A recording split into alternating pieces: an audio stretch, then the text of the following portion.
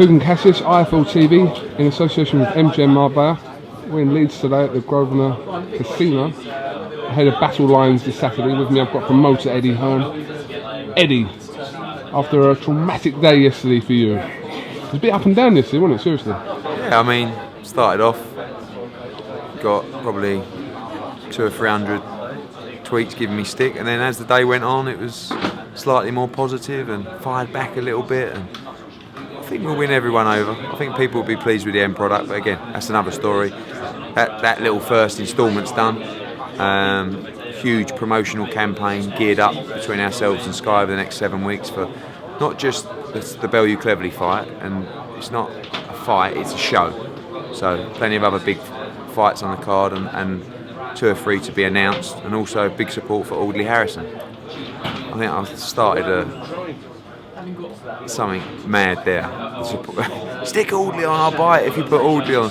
I chatted with him last night actually. We'll see what happens with that one. I know you're keen to have A-Force on the show. Definitely want A-Force on it, 100%. Do you know what? On the way up here, obviously I do what I normally do, and I fall asleep, but also listen to your conversation as we're going while you're pretending to be asleep. While I'm pretending to be asleep.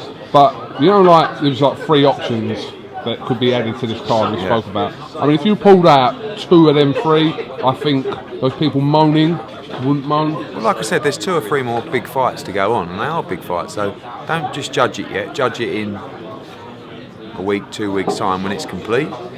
And again, you know, I'm not going to go over old ground. I think it's going to be a quality show that's going to deliver value for money. And if it doesn't, then give me as much stick as you want. But generally, I think people are going to be happy with the show, and you know, we'll see. I'll be judged on the show, not on what people think might happen. I got a bit of stick yesterday for saying that it was the minority that were complaining. Well, it is the minority. Well, people in the world. No, it is the minority of people who, you know, I mean, you've got to think of a general, you know, I mean, it was 50, 100, 150 people, so it has to be a minority. But again, let's just calm down and see what we end up with, and then let me see your opinion. And again, I know this is going to be a great night, it's going to deliver value for money, and if it doesn't, then give me even more stick. Okay. Moving on, we're in Leeds, ahead of Battle Lines. The man over there, Josh Warrington. Smartest dressed. Look at that. Isn't it? The outfit's unbelievable. It is, isn't it? I thought he'd turn up in a tracksuit, so I just put a little open neck on, you know. Little October House, got a shout out to the tailors, and he turns up suited and booted. Looks well. KUGAN, I cannot wait for Saturday night. I cannot wait. Do you know what? I think this is going to be one of your bangers, mate. The thing is we do so many shows. Right? Do we do too many? I don't know. But we've been like this unbelievable roller coaster. Look at what we've done so far this season. We had the quick show, Joshua Croller. The next week we did the George Grove show with Sowland at Wembley. The week after that we did Smith against Abraham. This week we're at the FD Arena in Leeds. The week after we're at the O2 for a massive show. I mean, the great thing is that one of the most crucifying things being a promoter is when the show's just not selling. And every day I'm getting the ticket receipts for this show in Leeds, and every day the numbers are growing and growing and growing. And normally on fight week, on Mondays and Tuesdays, it's, you know, it sort of fizzles out a little bit. It's getting bigger and bigger and bigger, and it'll be bigger today, it'll be bigger tomorrow, and on Saturday we'll have a huge walk up as well. And as I've said before, tune in, because this atmosphere, I think, could be one of the best we've ever seen, witnessed or heard at a British boxing show. And there'll be people will say, going, oh, Hearn's talking a load of bollocks again, isn't he? Oh, I'm stopping swearing in your interviews as well. So absolutely. It's a weakness because we're pals, but I just feel like we're having a normal chat. Yeah. So I'll make you feel comfortable. Yeah. All right. And last time we had, I don't know, 3,500, and this time we'll have 6 or 7 in, and it'll be absolutely banging. And so many big fights for everyone. I'm so excited to see Brian and especially Ricky Burns back in action here. You know, I want them to get back in the groove. Callum Smith, of course, out before that huge fight on November 22nd. a really good domestic fight between Dave Ryan and Tyrone Nurse for the Commonwealth like welterweight title, and then of course the vacant European, David DeGALE against Josh Warrington. It's going to go absolutely mental. 2 questions for you, but 1-word answers required.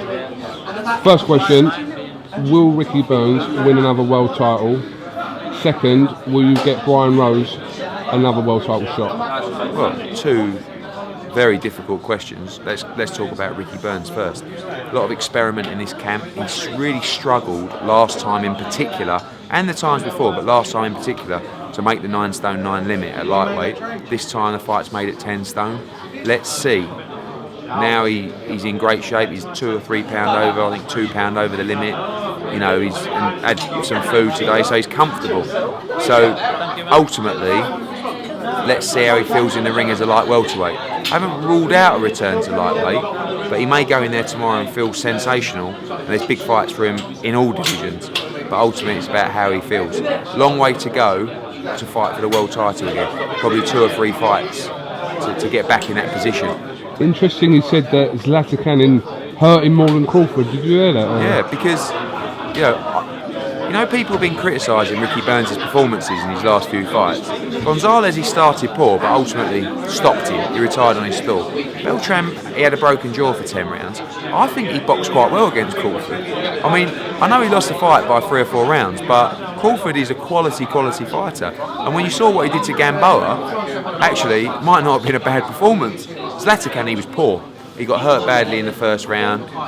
Zlatakan's powerful, can bang, but really, why that loss hurt Ricky so much is because he knew in his heart of hearts he has to be dealing with people like Zlatan. So now we return. Honestly, one of the nicest people, the hardest grafters that I've ever seen in the game. And I'm really excited to see him get back to winning ways on Saturday night. Brian, again, failed at world level, comes back, he's got an 8-rounder. I want him to go out, express himself, look really good, and then we step up for a big fight later in the year. So, you know, I think that in answer to your question, can Ricky Burns fight for the world title? Yes, I believe he can. Can Brian Rose fight for the world title again? Yeah, I believe he can. Because he's only 1 or 2 fights away. After this one, he's got to have a big fight that's a real career-defining fight, because that either catapults him to another world shot or holds him back at European level. No disgrace either way, but you know he's ready for those big fights. But it's important after a couple of very tough fights to get back to winning ways. Can you clear up the Callum Smith situation regarding yesterday? Some people are under the impression that he's fighting to be mandatory for the WBC title. So he'll fight tomorrow night, 8-round contest. Then November 22nd, he will fight Nikolai Sejloka, who has 2 defeats on his record. 1 to Beaker and 1 to Abraham in Abraham's defence before Paul Smith, both on points. I think he's 27-2. I think he's 13 with the WBC. Callum's 10. This is an official WBC eliminator. What that means is very little in terms of challenging for a world title next. What it means is it will catapult you up the rankings and it will put you in place for a final eliminator in your next bout. Okay, so what will happen with Callum Smith is, all being well, he wins on November 22nd. In the spring, he fights a final eliminator, and in the spring, spring-summer, Darrell will fight Groves, and Callum Smith will be mandatory for the winner when that mandatory is due. So, what about the British title? Well, things are progressing so quickly, as is Callum Smith's ability, that the British is still a title we'd like to win, but obviously I feel like he beats George Groves now, right? I feel like Darrell is a much tougher fight, but I don't feel like he's more than 2 or 3 fights off that kind of level. So I'm not going to... And the British title, who is available to fight for the British? You know, Rocky's almost gone past the British, but Callum against Rocky is a big fight still. What is happening with that British title? Paul Smith's got it. Yeah. I think ultimately, if he gets another shot at the world title, I think he'll vacate the title. And the board will probably make Callum and Rocky. And then they've both got a tough decision to make. What do they want to do? Do they want to have a huge domestic fight, or do they want to not have that fight and move on elsewhere in the world. I'd like to make that fight. I'd love to see that fight, absolutely. Well, if you'd love to see it, I'll definitely have to get it made. Don't knock me about my matchmaking skills, otherwise I'll bring something up now. What? You not. You can bring it up. Oh no, I won't talk about it. It's something that I suggested, you completely belittled it, and then on the way yesterday you were contemplating it. That's Audley Harrison. Yeah. Are you talking about Audley Harrison v Anthony Joshua? I don't think Audley would take that fight. But you'd make the fight, wouldn't you? Maybe for that particular card. Maybe.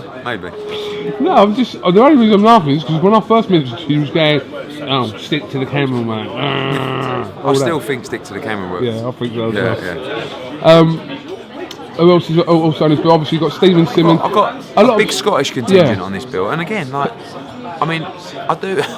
I'm not moaning because it's part and parcel of the job, but I do get a lot of stick, and the best one is from the Scottish fans who say, you won't be back in Scotland again. I'll say, well, I will be actually, but in the meantime, I'm going to put Ricky Burns, Stephen Simmons and David Brophy on the bill. Financially, it ain't the greatest thing for me in the world. There's a few hundred travelling down from Scotland, but still. And they go, why are you putting Scottish fighters on the bill down there? Well, because I'm not doing a show up there. What do you want me to do? Just leave them. I'm actually putting them out, keeping them busy for when we return.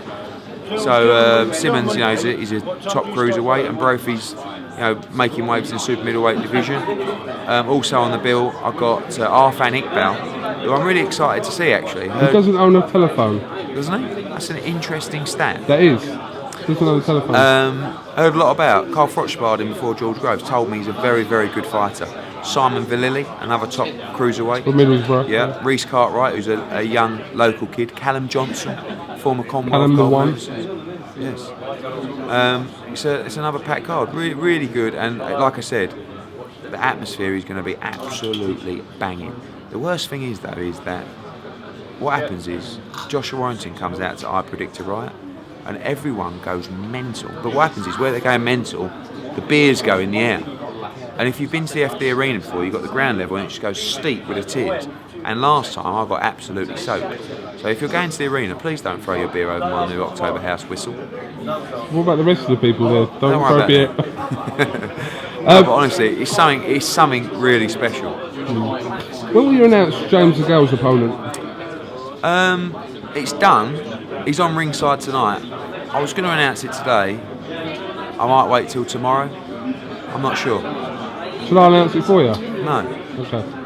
I don't want to hype it up and then everyone thinks it's like Andre Ward. But I mean, it's a very, very. I mean, I think you think it's quite a good fight. I'll be honest with you. I think it shocked you that. It didn't shock me, but if I was DeGALE, I wouldn't take the fight. But the thing is with DeGALE, just because he doesn't have to, not because he couldn't beat him. He's so confident in himself that he thinks he can beat everyone. I mean, he's a favourite to win the fight. Don't get me wrong, but it's not that. It's the guy is tough, and the guy is proven at world level. You know, he's fought for the world title. He's been in a very close fight recently for the world title. Giving, you know, I mean, people are coming back. I've seen the fight live as well. Did you see that fight? Yeah, he's just tough and rugged, but you know, it's a world level fight. But I think he wants to make a statement. James DeGALE, Carl Froch has to fight James DeGALE at some point early next year, or he has to vacate the title. But James don't want to just stand still. I want to keep him out, keep him active. And this is a fight where he can go out and make a statement, and people can go, wow, actually, this guy is the real deal. Are you definitely coming back? Right. Yeah, I'm here. I'll be here. No, the reason I've said if I was James, I wouldn't take it, only because he doesn't have to take it. No, and it's a risk fight. It's not. Listen, again, it's not. Yeah. You know, it's not. Don't think, he might lose. I believe he wins the fight. That's why we're making it. But the guy who's coming over is asking for 10 days rather than 6, and he's asking for 5 in a camp, and you know, he's taking it very seriously because ultimately James is number 1 in the IBF. So this guy, who is ranked, I don't know if I got it wrong, but I think ranked 6, 7, 8 or something in one of the divisions, could grab that number 1 spot. It's a big chance for him. Be interested to see. What's your feeling about Froch at the moment? I had a text from him last night. I won't tell you what it said, but I don't know. I'm not sure whether you see Carl Froch in the ring again. Is that a series? Yeah, I don't know. I don't know. I think it's one of them, isn't it? He's achieved so much and he's had the pinnacle at Wembley. You know, will he fight James DeGALE? Will he hang his gloves up? Will he wait for some huge fight that could materialise, could not? I don't know, but that's why James can't wait around. James knows that he's the mandatory. He has to fight for the IBF title, but he wants to go out and make a statement on the 22nd. If Froch was to vacate it for whatever reason, was to vacate that title, who would be in line to fight DeGALE? Probably Gilberto Ramirez. Yeah. 6'2", southpaw, bangs. James would fight him like that, and he'd beat him. So if that's what happens, that's what happens. But maybe Carl will want to wait. Maybe he'll let James fight for the title and then fight him at Wembley after. If James beats Ramirez, you know. But what do the belts really mean to Froch at the moment? Not a lot, but I think the only thing with Froch is that he's had that pinnacle. You know, he knocked George Groves out clean in front of 80,000 people. It was a great moment for him. Great night. Earned a lot of money. Do you just wait for the one that just lights your flames, or do you say, okay, I've got my mandatory and I'm going to go and take care of business? You know, had a lot of fights, been a long road, made a lot of money. I can understand. Do you know what I'm getting at? Well, he wants Chavez. He wants Chavez, yeah. But you could wait for your whole career for Chavez. I mean, your whole life for Chavez. There's no guarantees with him. Maybe we wait a little bit longer. Maybe we say to DeGALE, right there, go on, go and fight for the IBF, and then maybe we'll fight you in the summer. Or maybe Froch fights Kessler at the City Ground. Or maybe, I don't know. But the City Ground appeals to Carl a lot, and so does Vegas. So does Wembley again. But, you know, I don't know. I'm seeing him next week. We're going to Monaco. There's a big TV conference out there, and he's our guest out there, and I think we'll have a good chat. And I just, you know, I for everything that he's built up in the sport, I think the next move is sometimes the most important in terms of legacy and in terms of leaving the sport. I think he's got, if he fights again, he's got 1 or 2 fights left, maybe 1. So when you leave the sport, you've given your whole life to the sport. You don't want to leave it on a negative, do you? And leaving it after Wembley might be just something so sweet. I'm not saying he's going to retire, because he's certainly, you know, but I'm just saying, I don't know. It's just interesting comment. Just telling you, just speaking my mind. You know, I mean, I think the conclusion from this conversation is he's very much undecided. If he'll fight DeGALE, if he'll fight Kessler, or if he'll even fight again, or if he'll wait and see. If something comes up for me that I fancy, I'll do it. If not, I'm happy in my life. Got a wonderful family, load of money, achieved so much in the sport. Do you understand what I'm saying? He's content. He's really content at the moment. Carl, if you're watching this video, please don't retire, my son. I'm sure he won't retire, but you know, I understand the line. Yeah, of course. Just updates, really. First of all, any updates on the Paul Smith WBO situation? No, again, that only went in on Tuesday, so we're waiting. Like I said, we have initial talks with Darrell. I think that's a fight they're interested in, but ultimately, Abraham's the one we want. Everyone wants to see that rematch again. I think the Salons are keen to make the rematch. You know, and I think we'll get it made regardless of mandatory position, voluntary. You know. Injury update, Kell Brook. Really good. I mean, he'll be at the show on Saturday. Flying. I think he's even sort of talking about starting light training. So where are we now? October. You know, he could be ready by. We won't do anything in January probably with him, but probably February. Brilliant news. You know, I can't wait to see him back.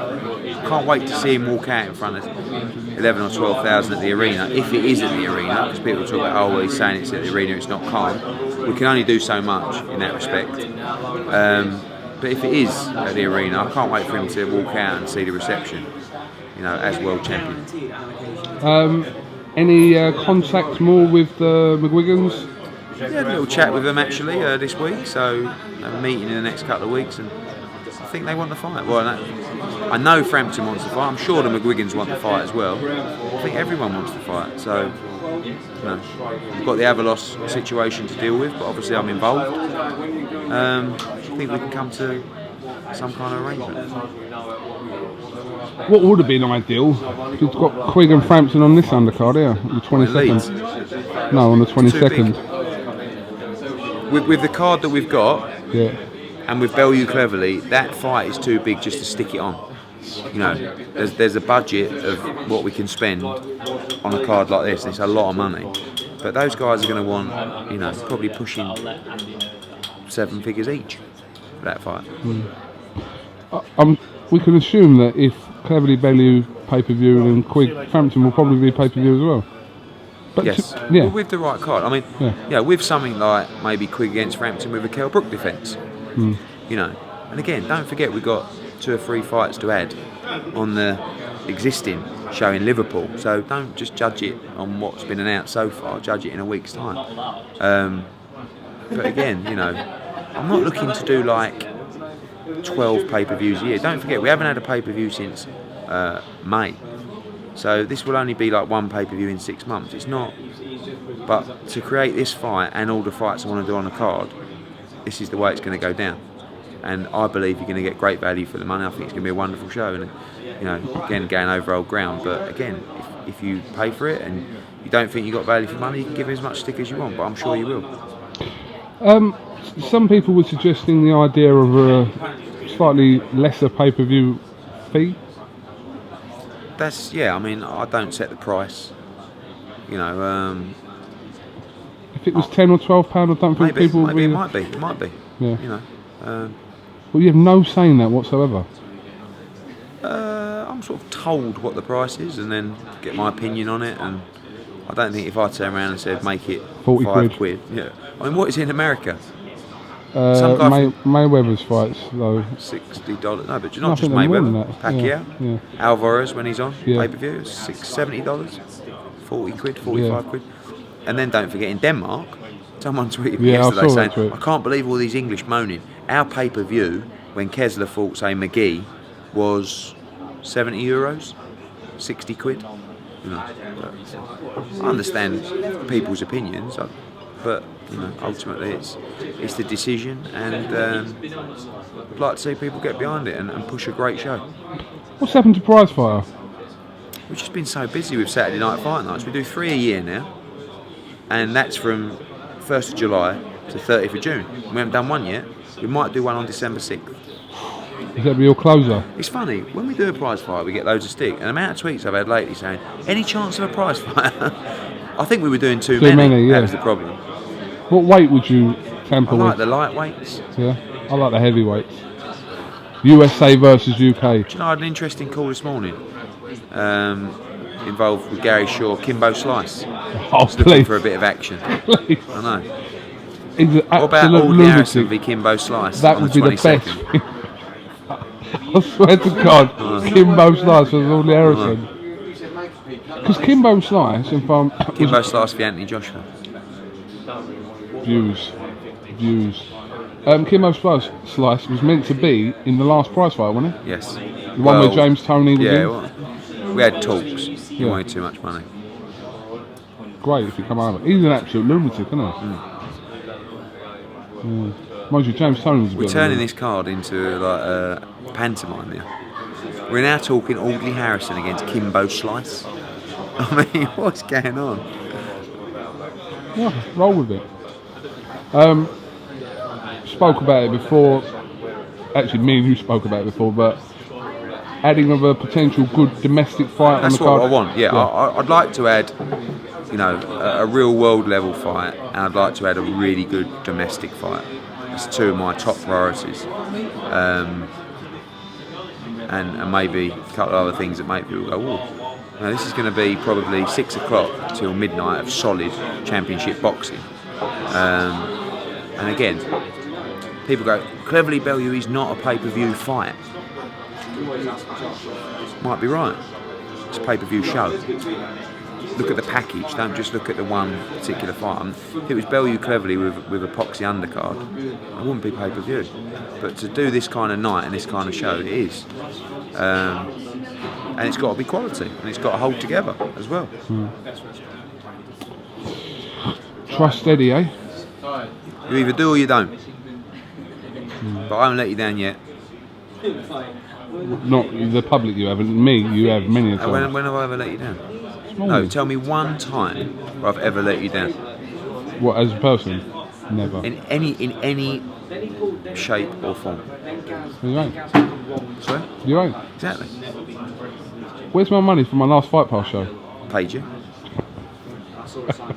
You've invoiced, it was paid. I think you owe us another invoice. Yeah, I'm waiting.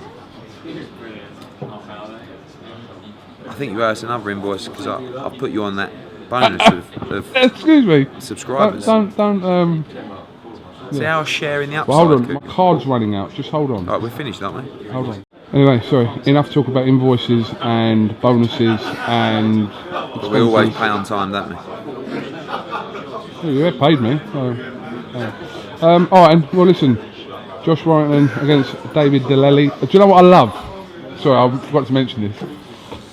You've done this a couple of times. You're in the press conference, right? And because they're like foreign, you start like doing the "Welcome to Leeds, David." Well, you have to talk slowly because. No, but you do that. It's like a patronising thing. Right. What should we go? Welcome to Leeds, David. The atmosphere is going to be unbelievable. Sam, what do you think? His translators he goes, sorry, hold on, slow down. So I got, welcome to Leeds. It was a bit like that, wasn't it? The atmosphere will be electric. I mean, I'm not being funny. This guy, and he's boxed around the world, and he's a decent fighter. Actually, he's only fought once out of Italy. There you go, he's boxed around the world, hasn't he? Is it Italy? Where's he from? France. I think he's from. I think he's French, but now lives in Italy. Yeah, he's only boxed. He boxed in Belgium once, and that was the only time Was it? I thought he boxed in France as well. Okay, so he's boxed in 2 countries. But anyway, he's not. Honestly, imagine walking out in front of sort of 6,000-7,000 proper rolled up fans. He's going to go, oh my god. And when Josh walks out, he's going to be looking around, going. But he'll be here to fight. Looks like a tough nut, doesn't he? Great year for Josh Warrington. Oh. Unbelievable. He's catching English, British, Commonwealth, Europeans. Mad. Warrington versus Selby for the world title next year. Let's do it. KUGAN Just seeing what? What time my training is. Oh, you crap. Until 4:15. Thought you was going to tell us a bit of news then. Can you do us a favour? One last thing. Tell me the last 3 people that text you. Who were they? I'll let you know if any changes.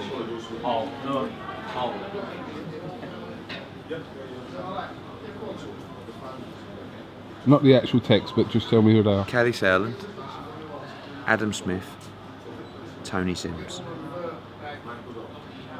Tommy Martin, my missus, Carl Froch, my old man, Luke Sweeney, old pal of mine, Dave Caldwell, Joe Gallagher, Barney Francis, Tony Bellew, Joe Forbes, Scott Quigg, John Ingalls, Ambrose Mendy, Philip Fondue, Joseph Agekpo, KUGAN, Steve Dawson, who works with me, Adam Smith, Brian Peters, Riaf from the Daily Mail, Alex Morrison, Kel Brooks' dad, Kevin Sanders, Anthony Joshua, Steve Wood, my sister, John Wishausen, Paul Smith, Austin Healy, Rob McCracken, Darren Barker, Luke Campbell, Juan Gonzalez, Jamie McDonald, Scotty Cardle, Rachel, Carl's missus, just getting it out there, that's for next week's travel to Monaco, Shadid Saluki, who's a trainer in America, Richard Poxon, Mark Wright, Cowie. yeah, Peter Sims, Krzysztof Zabarski from Poland, Lee Froch, Dan Goodin, my brother-in-law, Tom Hall from Asia, Gabrielle Taylor from October House, Liz Ellen from Mishcon de Raya, Adam Booth, Billy Nelson, Anthony Croller, and the last one is KFI. What did Cal want? Just out of He curiosity. said, this is before he's like, this could be the kid. I'm me sending him footage of the kid he's fighting. And what did Calla want? Callis Allen said,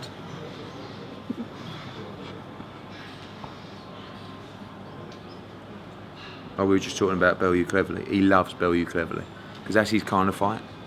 Like he loves cruiserweights. It's a big grudge match. He loves it. He thinks it's the greatest fight ever. And he's talking about Hernandez, Afolabi, Huck. I don't know any other promoter in the world that would have reeled off his last 50 text messages from their names. It's alright, mate. Nothing to hide.